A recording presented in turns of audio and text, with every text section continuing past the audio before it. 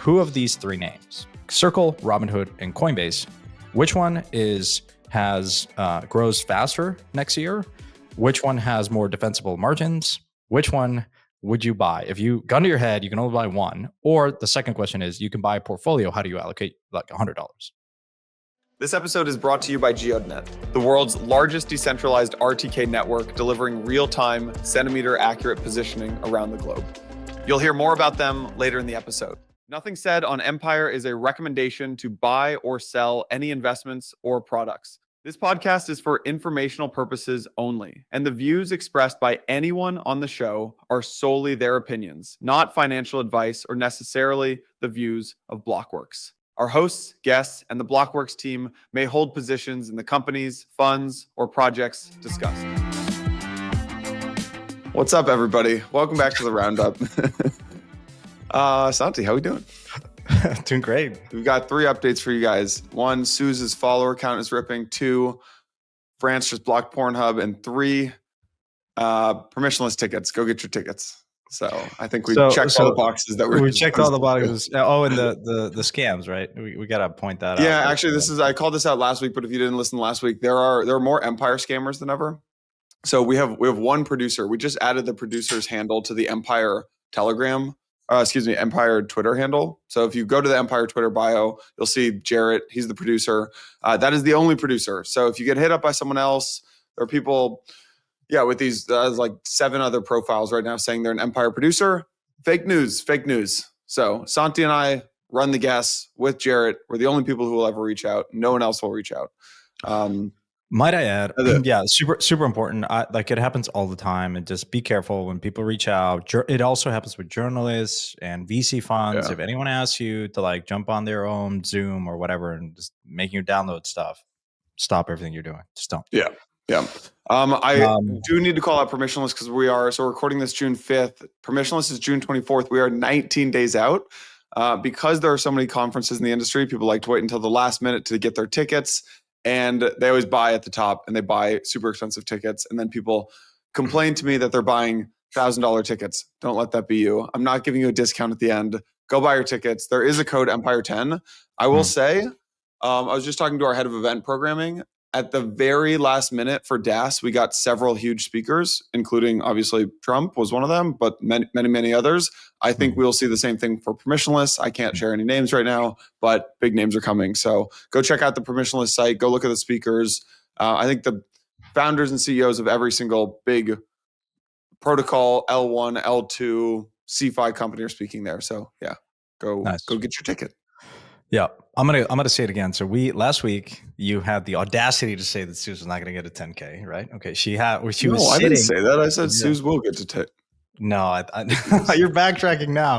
She had 800 followers. She's up 2x now, ladies and gentlemen. She's at 887. She's at 1620. 1620. Pretty. Suze is leaking all the alpha. Follower count. I'm worried Suze is gonna come from my count too. Why is that? Why is she ripping? She's tweeting good stuff. She tweeted that we were hiring 2 investment associates, like private equity. Oh, that's why she's ripping. She's targeting the investment bankers who take their job and are just scrolling Twitter all day. To be fair, her game on LinkedIn is much stronger than on X. She posted this on LinkedIn. We've gotten over 50 inbounds, and it's only been 12 hours. Oh, LinkedIn is crazy right now. You're a LinkedIn. You do this all the time, right? LinkedIn is better than Twitter for virality and likes and dopamine hits. But actually for jobs is we've got a couple open jobs right now. We have research analysts. Let's see how many we posted this job the other day. We got 304 candidates. Wow. In a week. Yeah, crazy. Research data analyst 703. I'm looking at Ashby right now. We have 11 applicants in the process, 14 active, 703 that we've denied. Is Ashby your ATS? Yeah. Nice. Yeah, it's crazy. We're looking at it. It's good. What'd you guys use? I think Gem initially. Oh, I don't know Gem. Yeah. Ashby's good. Yeah, nice. when you level up. To be fair, like, yeah, I've been spending way more time. Like, I always have the LinkedIn tab open. That, ladies and gentlemen, was great. not the case. LinkedIn's great. This is like when people should truly stop listening to empires, when we say LinkedIn is great. All right, enough of the plugs about our companies, and we're hiring. Yes, yes. we're okay. hiring. So let's plug another one. Circle.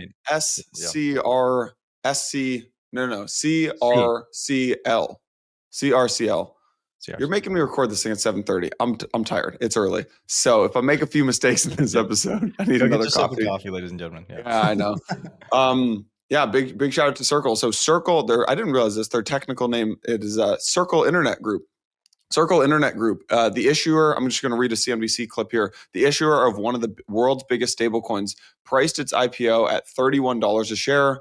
That is above the expected range of 27 and gives the company a total market cap of 6.8 billion. They ended up raising, basically, I'll give the TLDR. They ended up raising $1 billion. They offered 34 million shares, raised about $1 billion, I think a little over $1 billion. CNBC said, quote, enormous demand for the company. They ended up increasing. I saw 20 times oversubscribed the book was. Yeah, I saw late I was with some people last night who were decently close to the deal, and I was like, look, is this real? Like 20 times? Like, do people just like to leak these headlines, and the bankers are leaking things to Bloomberg to get? They're like, no, it's actually about 25 times oversubscribed. Wow. They're like, everybody close to this deal is partying right now. Everybody is very, very happy. So, and if you remember, they originally sought to raise, I think it was 500 or 600 million. I think it was like 625 million. They were going to sell 24 million shares at like $25 a share, bring in 625 million. So they increased it from 24 million shares originally to 34 million shares. And raised over $1 billion. So big shout out to Jeremy and Circle and the whole team.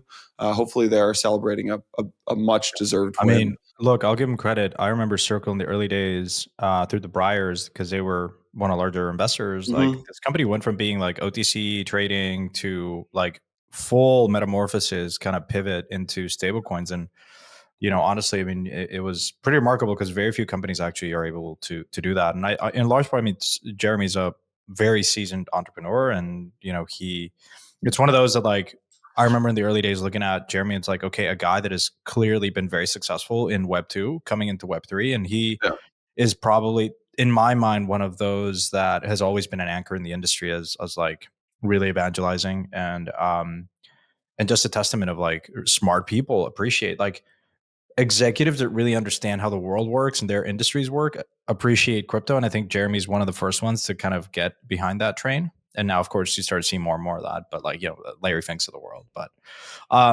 can we comment a little bit on the valuation? I know we kind of towards the end of the last segment, we were just talking about like Circle valuation, how it would price. In best case, it trades at like long stablecoin thesis. And look, 25 times oversubscribed is quite interesting. I don't want to read like that much into it, but what is it? I'm trying to look at like EBITDA. So 24 here, I'll read 2024 financials: 1.7 billion in revenue, 285 million in EBITDA, 155 in net income. So this thing's trading at call it what, 28 times 2024 EBITDA. I mean, I think it reached like $8 billion 24 times. 8 billion, or you're going to 7 billion? I was doing 6.8 billion. Yeah. Okay. Yeah. It's 24 times. LT, like 2024 EBITDA. What's the guidance on this year's like expected? I mean, analysts, the way this works is the IPO will happen, and research analysts, probably from the guys that did the IPO, that was JP Morgan, a few others, will likely come out with their first equity research reports, but that's going to take some time. But what's like the guidance on 2025, like EBITDA is? How much does that 284 number grow? Any sense? I don't know. That's a good question. Yeah. But like hypothetically, I mean, say it grows in line with like stablecoin growth, like maybe that's like, I don't know, 300, 330. So I'm just saying, like, look, this thing's trading at like forward times EBITDA, call it 20 times, maybe sub 20. Let's compare that to maybe a couple other names like Robinhood and Coinbase, right? I always like to use those two as examples. So from a pure market cap perspective, Coinbase, I'm pulling up financials in real time. Coinbase has a $51 billion market cap. It is, bear with me one second here. Oh, no, I'm looking at a different company. I'm looking at América Móvil. You can understand why. Coin. Help me out here. What are you looking for? I'm looking at like Coin and Hood financials. I used to pull this up in an episode with. Oh, dude, just use Perplexity now. Yeah. It's so I've stopped using Google for all of this search stuff. Yeah. No, I was using TradingView. Show me. I was actually using Perplexity for Circle. Perplexity Pro, if people haven't used since the recent update, it is so good for financials. Show me Circle, Hood, and Coin, EV to EBITDA, and key financials.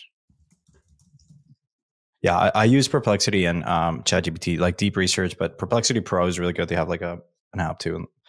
All right, it's gathering the stuff. But anyways, any other commentary on? Yeah, I have a lot of thoughts on this actually. So people, I think one of the takeaways is that this shows the disconnect from crypto Twitter and reality, and reality being like public capital markets, people who aren't spending 8 hours a day on crypto Twitter. If you ask anyone who spends a lot of time on crypto Twitter, hey, what do you think of Circle? Very, very bearish. Their interest rate cut. Here's what they say: interest rate cut risk is real. It's imminent. If the Fed cuts rates, Circle is going to turn unprofitable. They would say they're completely constrained by Coinbase. Right, 50% revenue split. They would say bloated operational expenses. And you remember that period in time when they published the S1. Mm-hmm. It felt like the whole timeline was very bearish Circle. Being like, oh my God, the headcount's crazy. They're paying execs so much. Really bloated operational expenses. Wow, they're so tied to Coinbase. Coinbase owns them. So that would be that was like 95% of the quote unquote industry's take on Twitter. In reality, that ended up being the Midcurve take. In reality, being bearish on Circle ended up being the Midcurve take. What actually happened is there's all these capital markets investors who said, oh my God, stablecoins are this incredible use case. How do I invest in the success of stablecoins? Crap, I don't know. I have no idea how to do it. Oh, wait, here's a public offering, stablecoins on a platter. And that's what it ended up being. So yeah, long stablecoins ended up being the left curve and the right curve take. Being bearish Circle ended up being the mid-curve take. And I think, crypto Twitter, maybe mid-curve this one. Yeah, we called this last week. Okay, so we got the results back. So I'm going to spit out a couple of metrics here. We got the results back. It's like a doctor. We got the results back. Buckle up, ladies and gentlemen. When we're looking at Circle, Robinhood, and Coin. Market cap, Circle. Okay, this is terribly wrong. Is this correct? So we did not get the results back. Did not. Like Circle is like not correct. But Robinhood is a 58 billion. It's had a huge run up this year. Enterprise value, LTM revenue is 2.9 billion, LTM EBITDA 1.3 billion. Robinhood is trading at 43 times EV to EBITDA, LTM. Coinbase, on the other hand, is more fairly priced. Similar market cap, 65 billion. Revenue is 2 times larger than Hood. EBITDA similarly, so the margin profile is kind of the same. And then Coinbase is trading at 18 times. And Circle, we just established, is trading at like 20 times, 25 times LTM. So it's trading a little bit higher than Coin on an LTM basis. The question is, what is the forward guidance and what is the forward growth? Like maybe this is a better question. Who of these three names, Circle, Robinhood, and Coinbase, which one grows faster next year? Which one has more defensible margins? Which one would you buy? If you gun to your head, you can only buy one. Or the second question is, you can buy a portfolio. How do you allocate like $100? I mean, I'm biased. I'm biased. He's bull and starry-eyed. I'm giga long hood at this point. I'm like, I mean, I just bought some today too. Not financial investment. It is when they bought Bitstamp. It was like, I think it was basically a year ago to the day. It was like June. It closed like a week or so. Well, they closed like 2 days ago or something. Yeah. But like when they announced the acquisition of Bitstamp, I mean, I think I said it on the podcast. I was like, I'm going to be extremely biased, pro Robinhood moving forward. When the day they bought Bitstamp, I went into the account, made it my largest public equity holding, and it is now. What is Hood doing right now? Yeah, that was at like $20. It's at 72 right 72. now. So Yeah, 72. I feel like it's an, but my trader told me this is an overbought territory. Alert. alert. Do not buy. Yeah, alert. Okay, but I'm like gig along hood at this point. But like, so let's do the what I like to do is I'm from just buying, scratch. From like from you always, I think, periodically need to do this exercise of like, how would you construct your portfolio from scratch?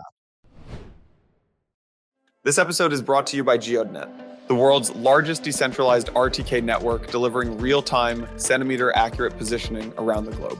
Powering technologies that enable precise navigation for drones, autonomous vehicles, first responders, farmers, and robotics, Geodnet shows that blockchain can be a truly transformative force. By delivering real-time centimeter-level accuracy, Geodnet enhances emergency response, boosts construction precision, and enables advanced navigation for drones and surveyors far beyond the limits of standard GPS.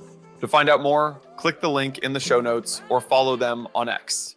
I wanted to take a moment to tell you about Marinade, the platform connecting Solana holders with the best staking rates on Solana. Marinade unlocks a high-performance staking delegation platform that brings billions in liquidity and security to the Solana market. With solutions for both individual traders and global institutions from both DeFi and traditional finance, use Marinade to earn rewards on your Solana treasuries and holdings. Optimize your Solana staking with Marinade's best in-market features, including user downside protection through protected staking rewards, and optimized delegation via Marinade's automated auction marketplace. To learn more about Marinade, visit marinade.finance or click the link in the show notes. As always, investments in blockchain technology involve risk, terms, and conditions apply. If I was starting fresh right now, I'd buy 80% Hood, 20% Coin, and I wouldn't be buying Circle. Why?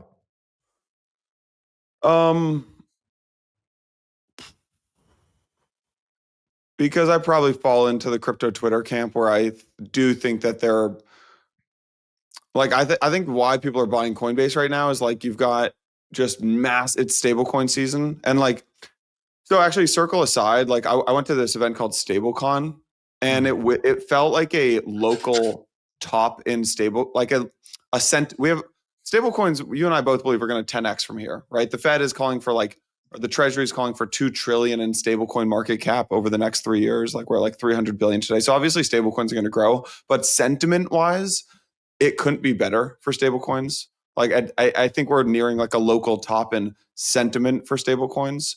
So I think Circle just hit this IPO perfectly, and I'm just yeah. I think they're a great business. I think stablecoins will keep growing. I like Hood and Coin more. I was having this discussion with Omar from Dragonfly yesterday, and he's been of the similar camp. Like he's been tweeting a lot of really good alpha on public companies, reading a lot of the disclosures, and like he's picking up on Mercado Libre and Robinhood and a couple other companies that are talking about crypto in their earnings, like Payoneer's up for sale, stuff like that, right? I'll tell you what I look at. Like LTM revenue growth is very different for these three guys. Coinbase has grown 75%. Why? Because crypto prices have gone up, and it's very volatile, right? That earnings growth is kind of very tied to crypto asset prices. Robinhood has grown not too dissimilar, 60%. So Coinbase 75%, Robinhood 60%, Circle 15%. And I think so. Point number one: Robinhood is growing very fast. It is coming up from a lower base, both of revenue and profitability. And as I think about it, yeah, it's super, it's priced really aggressively, 42 times. Like it's vastly more expensive than Coinbase at 20 and Circle at 25 on an LTM basis, but it's growing, pretty fast. And more importantly, I think the issue I have with Coinbase is it's pure crypto. And from a customer acquisition standpoint, let me ask you a question. Who attracts customers and can acquire them cheaper and retain them? Robinhood or Circle or Coinbase? Robinhood. Yeah, because like the audience is massive, right? Like the people that want to buy stock, the flow is such that like, and it's like the audience that wants to buy stocks, massive, everyone in the US, right? And then they're going international. And then from there, the upsell to crypto is a very natural extension. The upsell, their debit card, all these different products. Circle as a just like a Coinbase as a pure crypto play struggles with that, because as soon as like Bitcoin's down to 20, 50K, no one, it's like crickets. Their profitability, the trading revenue goes down. And honestly, I mean, their product suite hasn't really been really well integrated. And I think like you talk about the acquisition. Coinbase has not been integrated. Coinbase is, it's sort of like all stitched together in a very I sat next to way. Omar. You mentioned Omar from Dragonfly. I sat next to Omar at a dinner last night. Talk about a guy the Don one? The Don one. Yeah, the Don. Were you, and Suze was on the other side? Suze was there, yes. Suze was there. I see you. I see you. I see you. I was not there, but across the Atlantic, I got eyes everywhere. The Saruman eyes, just like I got eyes. Yeah, but I never actually spent much time with Omar. Talk about a dude who's gig along Robinhood. He is too, yeah. He loves Robinhood, but oh man, I was saying I was long Robinhood. His eyes lit up. He's like, oh my guy. But he was showing me. So he got the Robinhood card, the gold card or whatever. Yeah, and he's saying like when you get points, so they have 3x points on everything. When you get points, you can just slide this like slider, and it's really nice UX, and it just auto converts it into a stock of your choice. Oh wow, that's great. And it's like this. It's so compared to Coinbase, which like Coinbase, I think most people in the industry have used Coinbase at some point or another. You go to all these different products, and like the design ends up changing. The URL kind of gets funky. Like you get logged in and logged out, and yeah, they definitely haven't. They've done a great job acquiring all these companies, the Tagomis of the world, right? Zappo, but the integration's been a little rocky. I feel like from a UI UX perspective. Yeah, definitely. So yeah, that's my point. Like, I feel that I would rather go along companies that are starting to leverage crypto rails. And look, Vlad is, in my mind, a second to Larry. But more importantly, like Vlad is going to be one of those CEOs like the Collison brothers that like really shows the world how their business can be materially like leveraged and really tapping into crypto on a variety of things, like tokenized stocks and really acquiring that user base and like just doing many things with crypto and crypto rails. And he's been very public about it. So I sort of seem to agree with you. Like I would, I think Hood, as a business is far more defensible. And has much more sticking brand and weathers kind of the volatility of crypto, and you're getting a pretty high growth name that is going to continue to do more in crypto. So it's I think you get the best of both worlds, right? Yeah.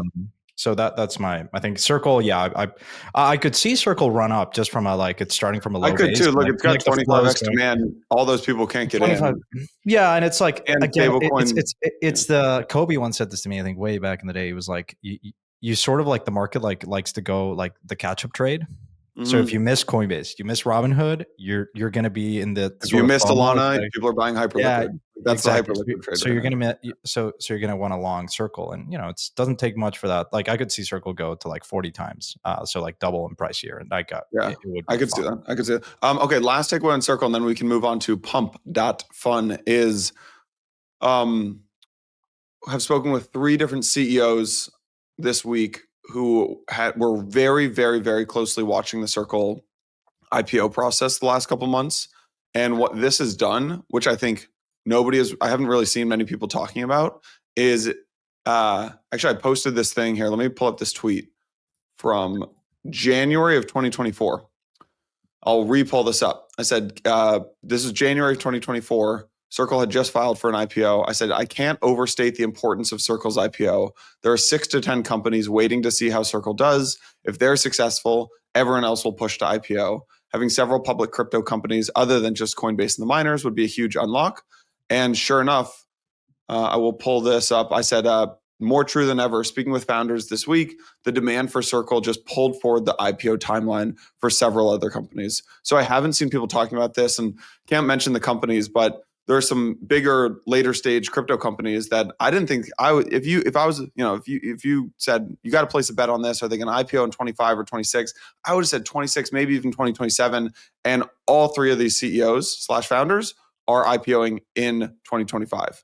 They're looking to get out in July, August, not August because that's dead time, but September, October, November. So I think we will see several more crypto IPOs this year. Yeah, definitely. I think that's very, very important thing that Circle's success did is it pulled forward the 100%. This episode is brought to you by Geodnet, the world's largest decentralized RTK network delivering real-time, centimeter-accurate positioning around the globe. Powering technologies that enable precise navigation for drones, autonomous vehicles, first responders, farmers, and robotics, Geodnet shows that blockchain can be a truly transformative force. By delivering real-time, centimeter-level accuracy, Geodnet enhances emergency response, boosts construction precision, and enables advanced navigation for drones and surveyors far beyond the limits of standard GPS. To find out more, click the link in the show notes or follow them on X.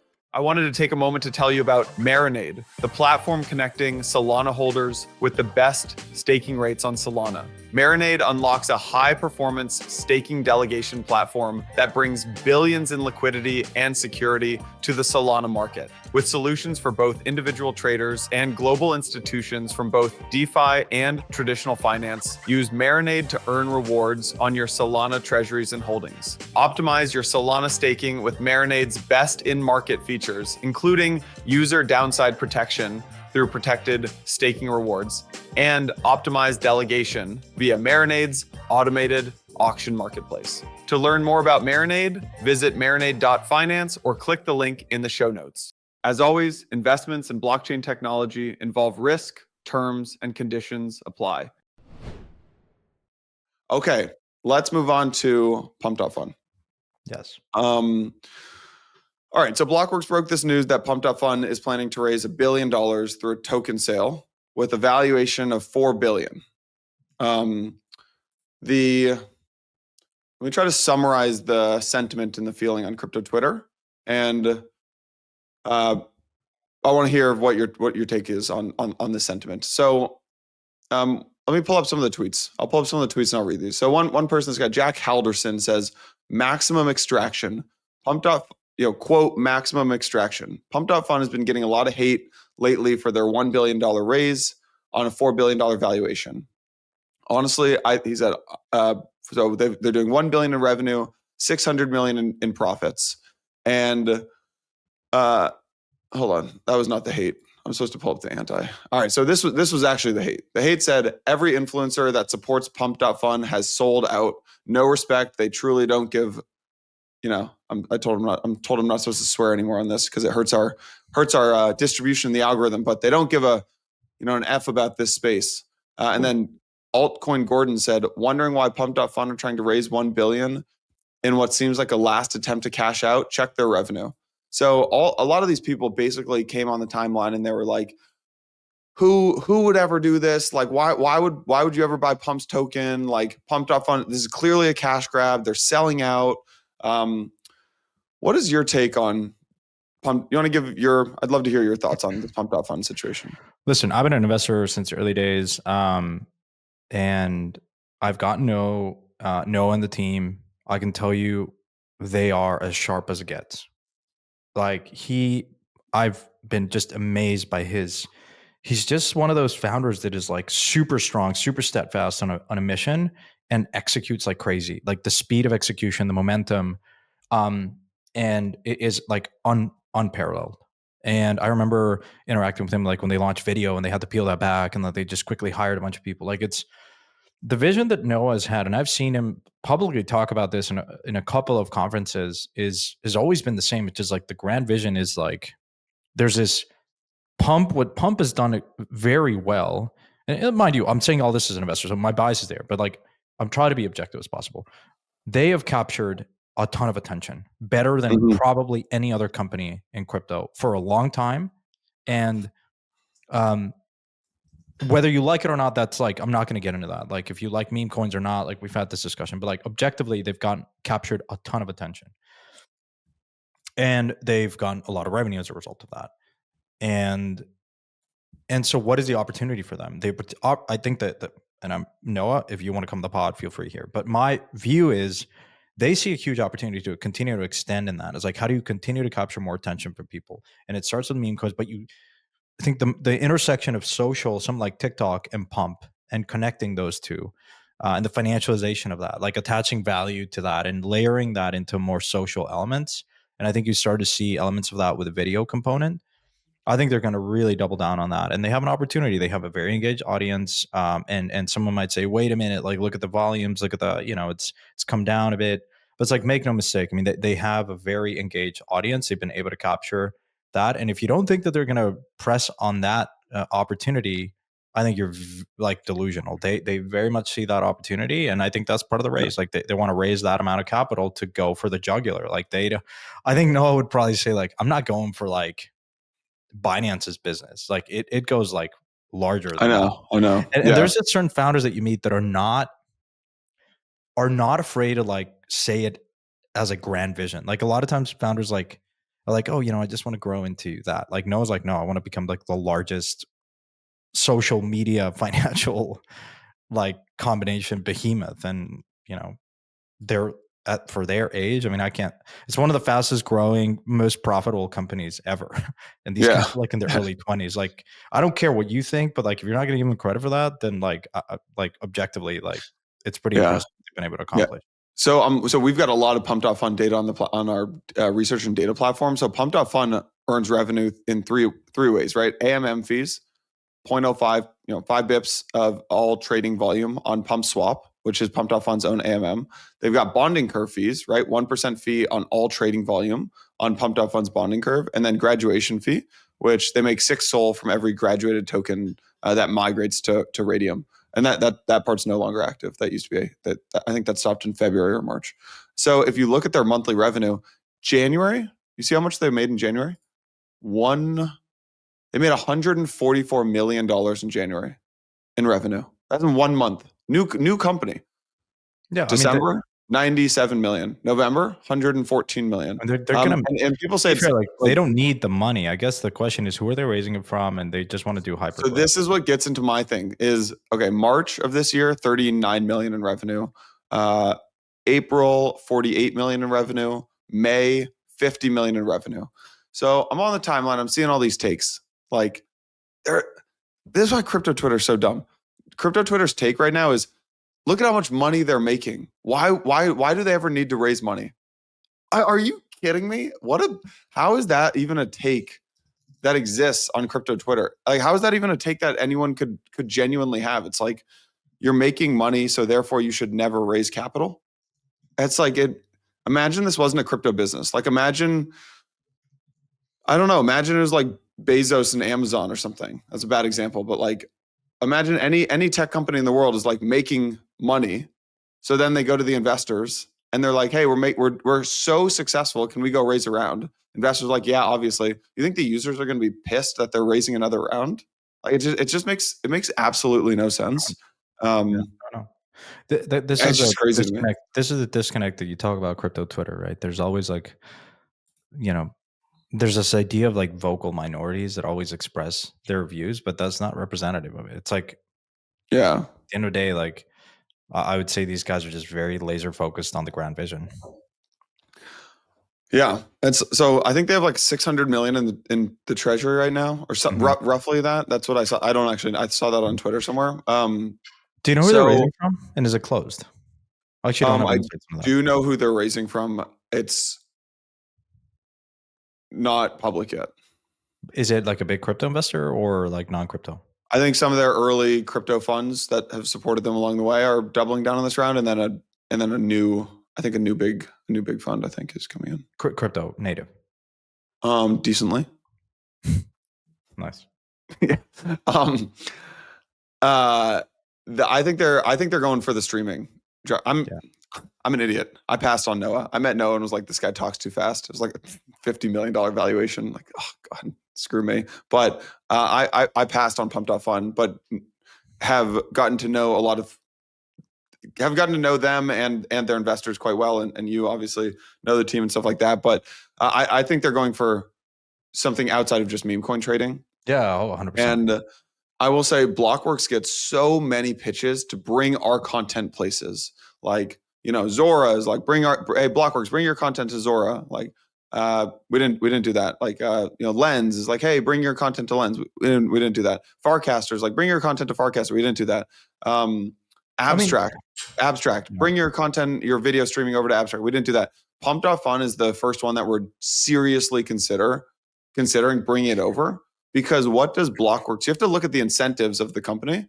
The incentives of our company is we want more distribution and attention because it's a lot of our companies downstream of that. So Pump.fun has the attention. It's the exact same reason it's like we would go create a TikTok account is because they have the distribution, they have the users there, and Pump.fun actually has the users there right now. The name of the game is like always distribution and user base. Right. The user base that, let's compare Farcaster with Pump.fun. Okay. One tried to like, compete against Twitter. They are capturing only a subset of the crypto user base. And so it's here, really, this is the chart. Yeah, it's really hard to like compete against X, right? Because it's so embedded. I would say if you're a company like Pump gives you access to a user base, like they've just expanded the pie for the crypto universe where they've attracted normies into the fold. And if you're a company out there, like, of course you're going to get interested in that. Of course it's a super valuable company because they've sort of permeated. It's a company this cycle that has permeated into mainstream, perhaps more than anyone else. This is the chart right there that matters, is total traders, in my opinion. Yeah. So maybe volume's gone down, revenue's gone down, whatever, but the total number of traders is actually an all-time high at 13 million total traders have traded in May, traded on Pump.fun, 12.9 million traders. Yeah. So as Blockworks, I'm saying that's 12.9 million people, we'll probably get like 15 million podcast downloads this year. That's another, if we could add 10% of Pump.fun's 13 million, boom, that's another 1.3 million. Great, all day. Yeah, I mean, let's look at. I always like to, when I evaluate teams, is like the capital efficiency. How much have you raised and what have you produced? Farcaster has raised 180 million to date. That's not chump change. I think they raised at $1 billion valuation last Series A round, which was 150 million. Pump has not raised that much. Of course, they're raising $1 billion now, but what have they raised so far? Let me see how much has. You know what? We should really make it on the Pump.fun dashboard. You can see how much they've raised. That would be better. Yeah, that'd be good. Yeah, like look at the efficiency, like revenues and profitability versus the amount that has been raised. Give me a sec. It's including the billion, but I want to strip that out. Pump. But I'm gonna go as far as saying like I think it's vastly less than Farcaster. Yeah, I don't know. Yeah. Cool. Anyways, any other takes on Pump? Yeah, I guess if you're thinking about like, I thought this chart was interesting. Xerox Sharples. Here, how do I? There, share this tab.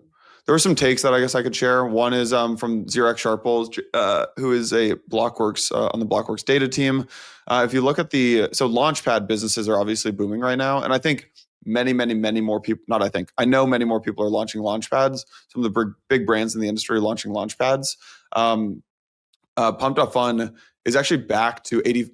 So they got down to 50% market share about a month ago. They're back to 85% market share. So if you look at the top 4 launchpads based on token origination volume, it's Pump.fun has 85%, 4Meme, which I've literally never heard of, has 8%, Believe, which was like hot for a second, has 3%, and Bonk has 2%.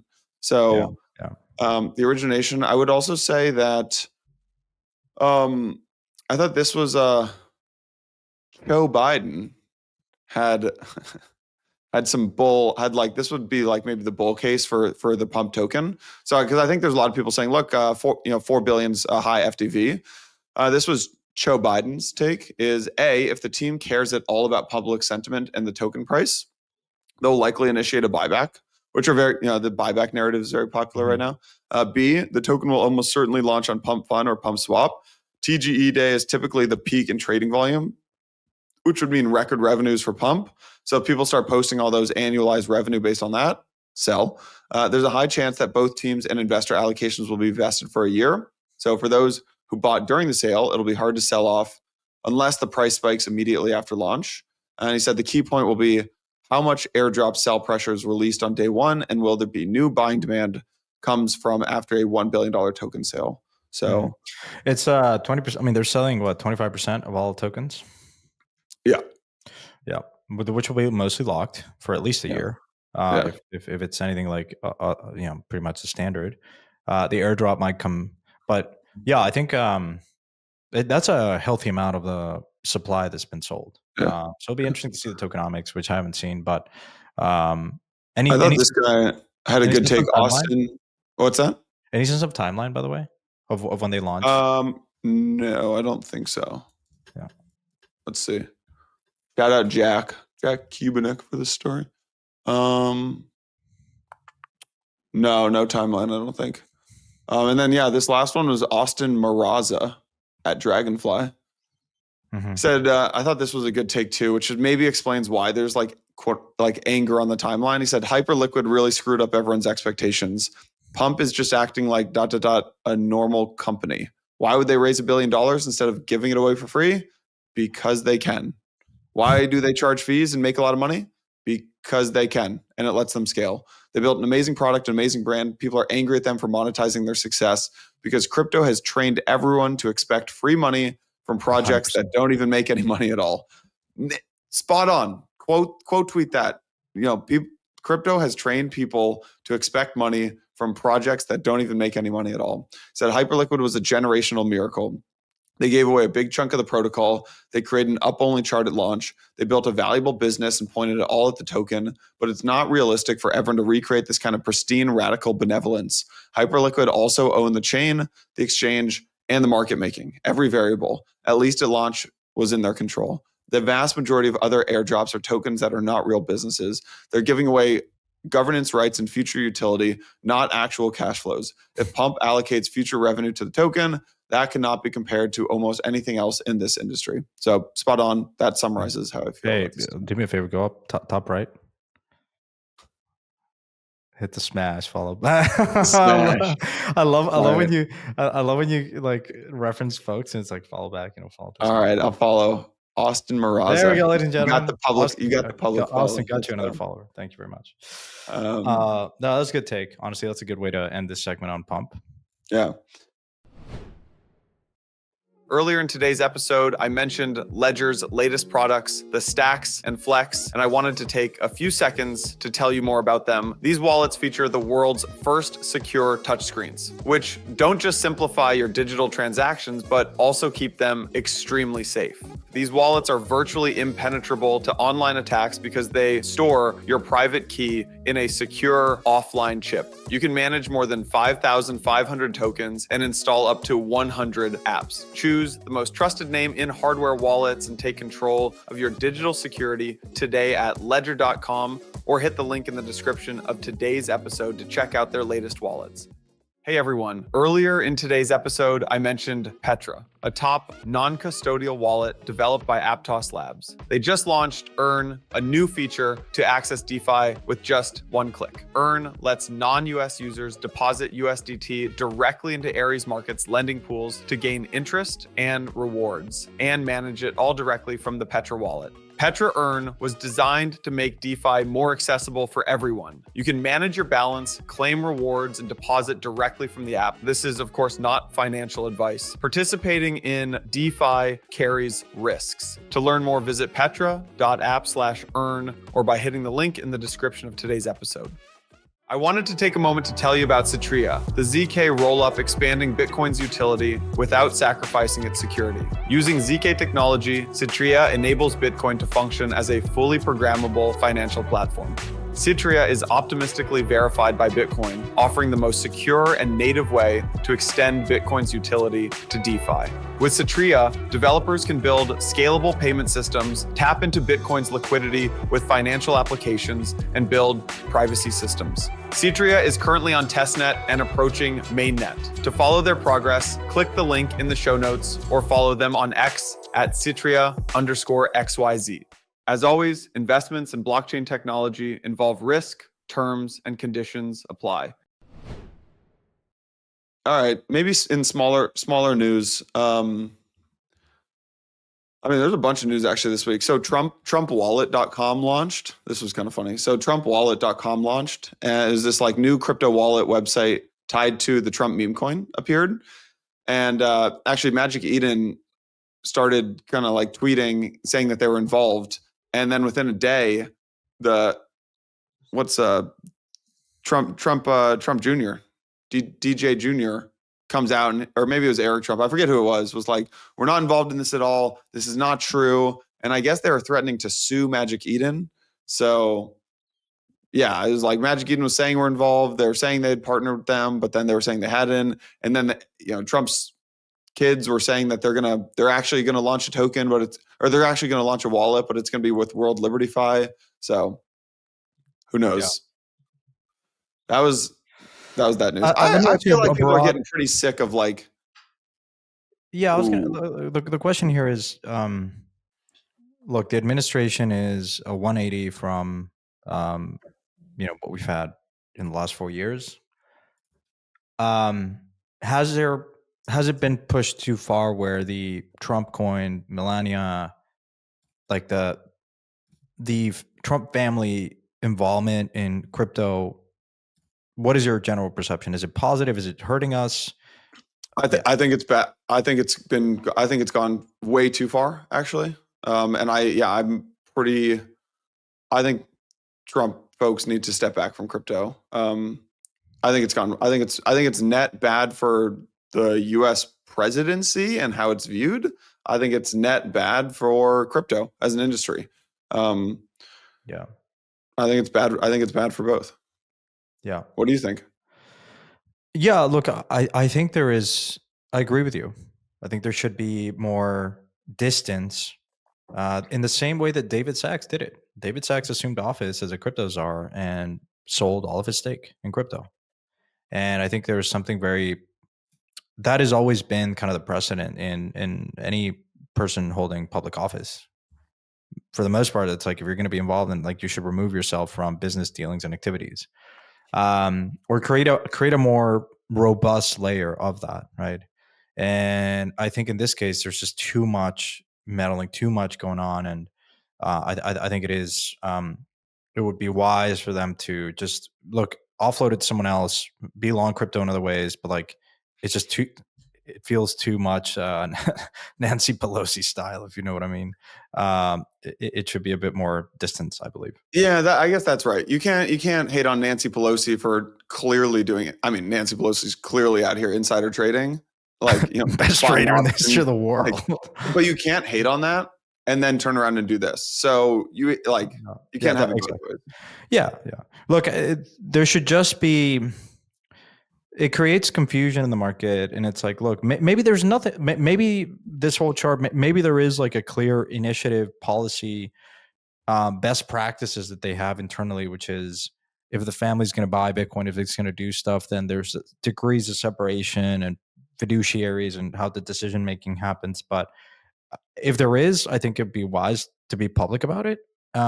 Because right now there's just so much confusion going on. It's like, is Melania the real coin or not? Is it backed or not? What is World Liberty? And there's all these projects claiming to be like, in with the president. It's like, you've never had that, in prior administrations. I think there's something really powerful about just being like, you know what I mean? Like, you've never had this idea of like, we're a company that like the president endorses. Like, well, no, like you're just, operating in the United States, and, it's a great system and capital markets and all that stuff. Yeah. So that's what I think. All right. We should have shared this during the stablecoin part about Circle, but I loved the quote of the week was definitely from the president of Western Union, who said, there it is, Omar. Oh, dang. This is becoming the little dragonfly pod over here. Yeah, Omar. So this Kenneth Sukowski, research analyst, said, I mean, because I think there's talk of stablecoins potentially disrupting cross-border providers. I mean, I guess, are you guys thinking about this as, quote, hey, we're actually going to end up using stablecoins to lower our cost? And this guy, Devin, the Western Union president, says, who gets paid by, like, I looked at his compensation because lo and behold, that I looked at this company to do exactly that. He gets paid a pretty penny not to do today we use a highly inefficient legacy system called Swift. Anything that could make that faster, easier, cheaper is better for my business. If somebody figured out how to move money with turbo pigeons, I'm happy with turbo pigeons. My alternative is the Swift banking system. And if stablecoins can do it, awesome. But right now, we haven't found that. It's more complex and more expensive, but it does solve some market inefficiencies for us in a few places in the world where there's no good alternative. But wherever there's a good alternative, it's not met yet the threshold for efficiency and cost effectiveness. But when it does, we're happy to every day long do it that way.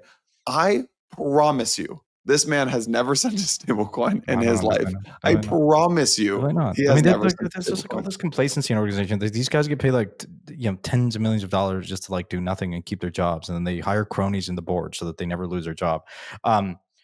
There is some point around like the remittance business. I've looked at it as like what Western Union has is like this vast network of like agents in local countries that like you can, if you Yano are sending money, you deposit in one, and then whoever like their network of agents like source liquidity for them in real time, and they pay a big commission to their agents to do that.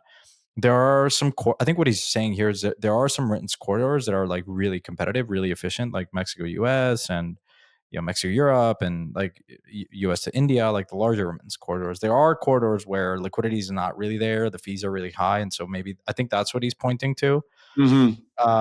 I think we should bring on someone like Simon Taylor from FinTech Brain Food or Guy to talk about this, because I would say that like to give Mr. Devin some credit, I think a lot of people in crypto say stablecoins are going to solve everything.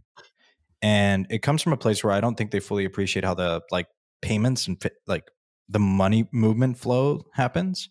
There's a great blog post actually that we will probably link in this episode, and it's Matt Brown's notes. And I will just send this to you just now because maybe we can just reference it very quickly here. And what my point I'm trying to make is people that don't maybe have a fine appreciation for how the money actually moves just will say stablecoins are going to solve everything. And he has some pretty good visuals there that just kind of explain Western Union and that like remittance money operators. Like it's worth like reading his blogs about stablecoins and Western Union to give you a better appreciation, because Simon also has a great pod that I'll link here.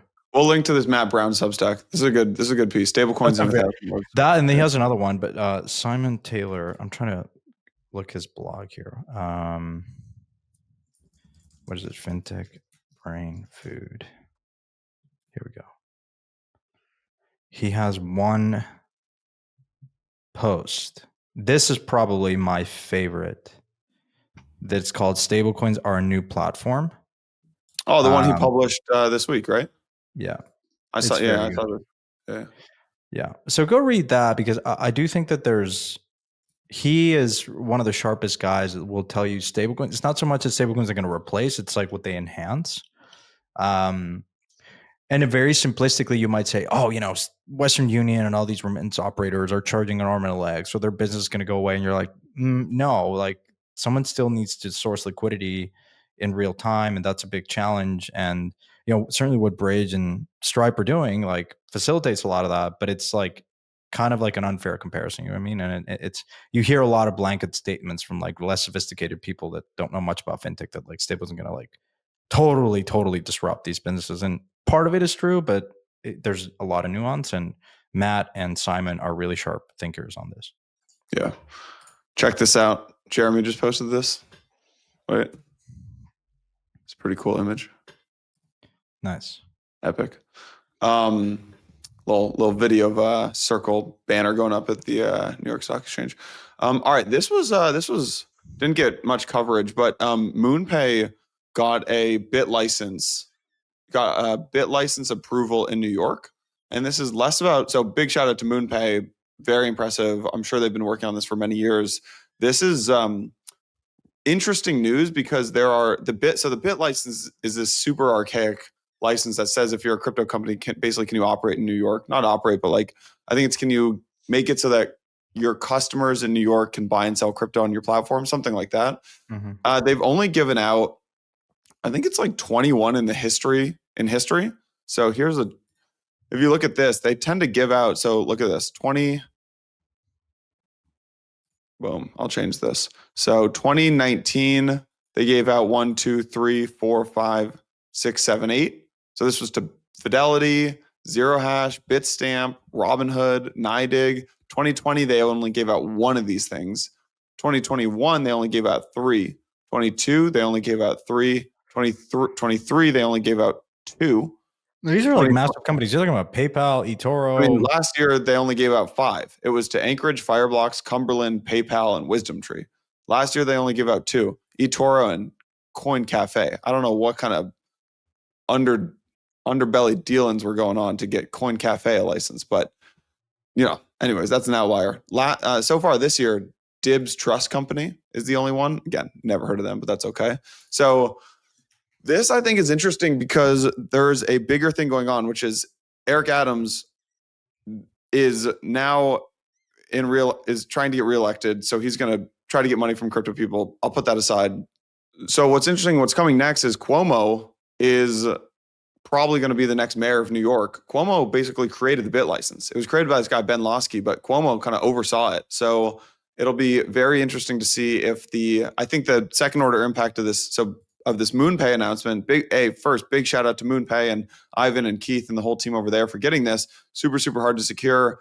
So big shout out to them. But second, I wonder if this means that the bit licenses are going to be given out a little bit more, maybe not, but maybe a combination of like seeing this combined with Cuomo most likely being the next mayor of New York makes me think hopefully the super archaic bit license is either going to get removed or given out more. So yeah, shout out to MoonPay.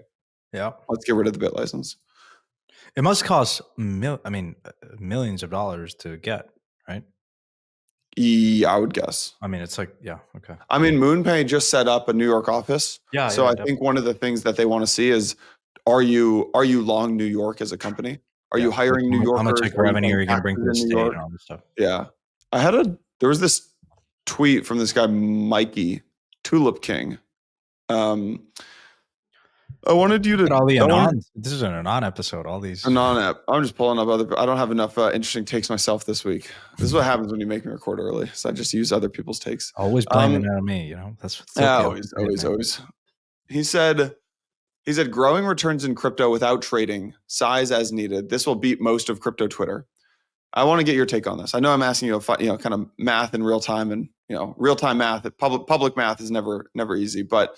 So he said, deposit 1 BTC on Aave, borrow half a BTC in USDC, swap for BTC and deposit 1.5 BTC. Liquidation ends up being around 43K BTC at these prices. Pay 5% on the borrow, which ends up being about $2,500. Do nothing for 5 years while Bitcoin runs to 300K to $1 million. At 300K, you make an extra 137K or half a Bitcoin. At 1 million, you make an extra 487K or half a Bitcoin. Re-up leverage at key price levels for higher gains.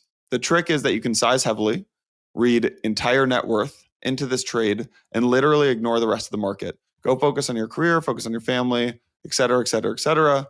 Leverage can make you rich. The problem is most people would rather blow themselves up on 20x leverage instead of 1.5x leverage.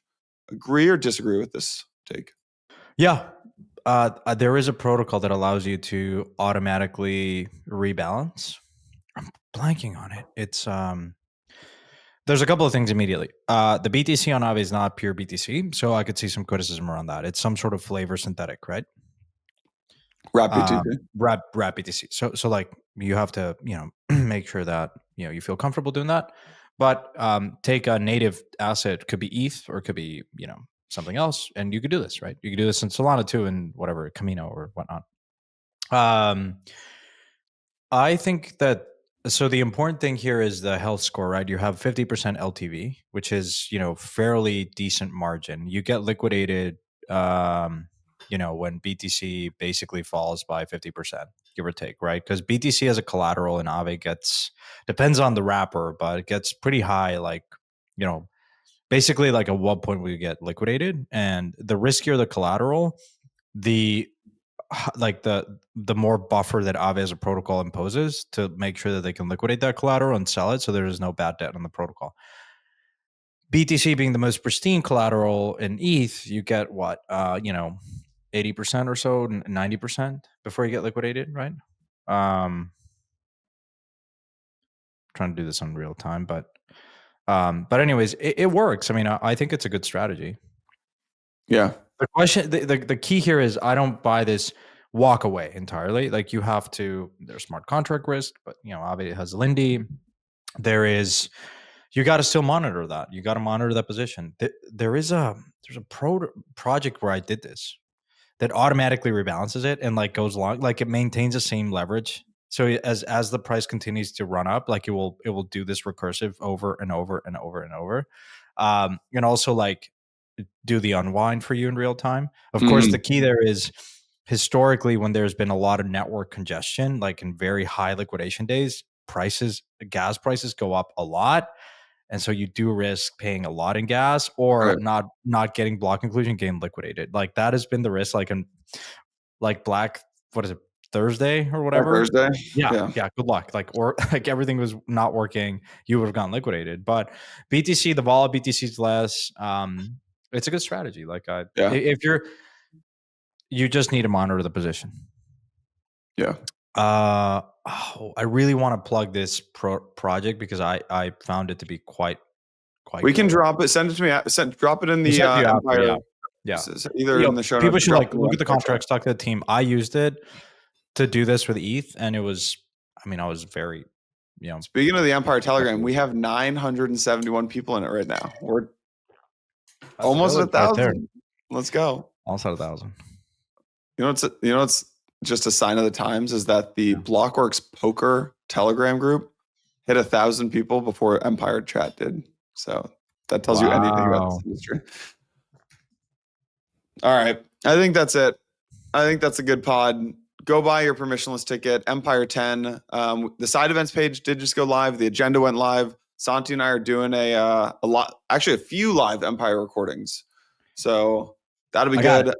I got it, ladies and gentlemen. You got it. DeFiSaver. DeFiSaver. Yeah. Look, go look at I haven't used it in a while, but if you want to do the strat, like start with. It's got pretty janky UI, no? I mean, it has all the different protocols. It like, you could do a simulation. You could do a the one I'm talking about here is Loan Shifter. You can do not Loan Shifter. You can do like go on Aave and you can set this up. Go play around with it. Again, not an endorsement. I've used it. The team has historically been responsive. Play around with it. Deposit fraction of $1 and play around with it. Maybe not because of gas, but deposit like $100 and play around with it. DeFiSaver. All right. DeFiSaver used to have a functionality that it would automatically do this for you, and you could toggle, and it would like the smart contract would like do this for you. You rebalance, unwind up, and then flex up as prices. Oh, interesting. Yeah, this is a real company. Okay. No, dude, it's been around for like a ton, and as a result of like the high like gas days during liquidation, they've introduced like some pretty interesting nuances there to like mitigate that. Interesting. Yeah, yesterday a user opened a massive. I'm just reading some random guy's tweet. Oh, this guy works at DeFiSaver. Yesterday, a user opened a massive ETH long in Aave V3 using DeFiSaver right now. Their position is 29 million in collateral, 20 million in USDC debt, $9 million balance. Why'd they choose DeFiSaver to create this? 1, leveraging and 1 transaction available for 10 protocols. 2, meta aggregation for the best swap rates. 3, using Safe as the smart wallet means you can access this position in any front end. Yeah. Look at the screenshot there. Go up. Click on that. Yeah, there it is. So what this is, yeah, exactly. There's automations here. Yeah, there's automations. It's the functionality that I'm talking about is this boosted component. So increases leverage by borrowing, swapping in a single transaction. It will also like automatically run the strat for you. And it's, again, in this particular case, the user has gone up to like, borrowing like 2/3 of the collateral. So like, a little risky business. A little risky business. A little risky over there, Chief. Oh, risky and frisky. We do not endorse leverage in this podcast, but if you're gonna do it, make sure you have a healthy margin because these assets are very volatile and can go down 50% on any given day. I got content of the week. Do you? Non-crypto. I'm trying to give non-crypto content of the week. Steve Ballmer episode on Acquired. Did I say that last week? No, you did not. Steve Ballmer episode on Acquired. 10 out of 10. Wow, the guy gets $1 billion 10 out of 10. in Microsoft stock dividends a year. $1 billion in Microsoft. He's giving away $1 billion a year. And I always thought he's giving away $1 billion. He's giving away all the didividends that he gets in charity. And he's like, I can't give away enough money right now. I can't keep up. And they were like, oh, you're making, so you're selling off Microsoft stock. He's like, selling Microsoft? He's like, no way. He's like, I get $1 billion a year in dividends. Legend. Crazy, because he's not a founder. He joined early on and then just got a great deal. And like, he has more ownership of Microsoft than Bill Gates. Yeah, Bill Gates sold. That's awesome, man. No content for me. Just keep reading 10Ks and management presentations and grinding out here. Grinding in the buried deep in Excel. I will say it again. I'm looking for 2 top tier investment banking or private equity analysts. If you feel that's you, come join the cause, brothers. Looking for 2 really mediocre, cracked Excel junkies. If you live in Excel, if you've touched a mouse in your day job, I don't want you. I don't want you. I want if you gotta have a couple. I want to see your keyboard without the I would remove it. Keys. Yeah, 100%. Yeah, no mouse. The interview is like. Well, he used to do some crazy interviews at JP Morgan. Like which? But I'll just say funny. So we would be training for private equity interviews. It's like typically you get like a case in 45 minutes. You have to, or like an hour, you have to do an LBO model with like financials that they give you. We would, as young investment banking bucks, would go out on Thursday or Friday night for a drink, come back to the office, and like see like who would do like a 3-statement model. A little bit tipsy, and if you could do it, like it's one of those things that you could do it like drunk. It's like mimics the interview process. Like you're gonna be nervous. You're so cool. You're gonna be nervous. I know this is me flexing. It's like you're the man. And it's like so if you're tipsy and you could do this, it's like you definitely know how to model out. I found the picture. If your keyboard doesn't look like this, I do not want you. F1. If you have F1 on your keyboard, ladies and gentlemen, do not bother replying. Do not apply. Do not apply. You should actually make that a screener question, which is you should give someone like 5 seconds to respond. Which key on the keyboard would you remove? Oh my God. And then if they don't get it, and within 5 seconds, they don't get to apply for the job. Can you send me that pic? I'm going to tweet about it. It's like if your keyboard looks like this, apply now. That's awesome. Hey, well, ladies and gentlemen, thank you for listening. Another great week in crypto. A lot of stuff cooking.